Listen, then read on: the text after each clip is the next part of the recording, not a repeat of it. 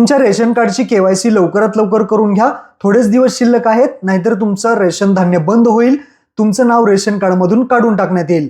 तुमच्या मोबाईलमधून रेशन कार्डची ई केवायसी कशी करायची चला एका मिनिटामध्ये सांगतो.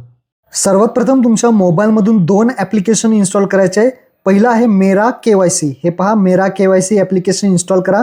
दुसरं आहे आधार फेस आरडी. तर इथे सर्च करा आधार फेस आरडी. तर हे आहे दुसरं आधार फेस आरडी.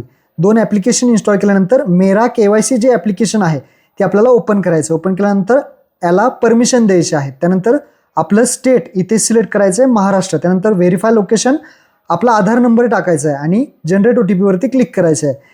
ज्या व्यक्तीचा आधार नंबर टाकलाय त्या आधार कार्डला जो नंबर लिंक असेल त्यावरती OTP येईल. तो OTP येऊन इथे टाकायचा आहे आणि सबमिट करायचं आहे. सबमिट केल्यानंतर इथे ई केवायसी स्टेटस पहा ब्लँक दिसत आहे.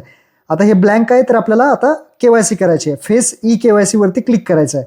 फेस ई केवायसी बटनावरती क्लिक करून ॲक्सेप्ट करायचं आहे आणि या गोल जो आहे त्याच्यामध्ये चेहरा घ्यायचा आहे, डोळे ब्लिंक करायचे आहेत. आपली इथे पाहू शकता केवायसी सक्सेसफुली झालेली आहे. आता केवायसी झालेली आहे का नाही ती कशी पाहायची, तर आपलं स्टेट इथे पुन्हा सिलेक्ट करा, पुन्हा आधार नंबर टाका, जनरेट OTP वरती क्लिक करून आपला OTP इथे टाका आणि सबमिट करा. सबमिट केल्यानंतर पाहू शकता ई केवायसी स्टेटस वाय झालेली आहे, म्हणजे आपली केवायसी पूर्ण झाली. महत्त्वपूर्ण व्हिडिओ शेअर करा. धन्यवाद.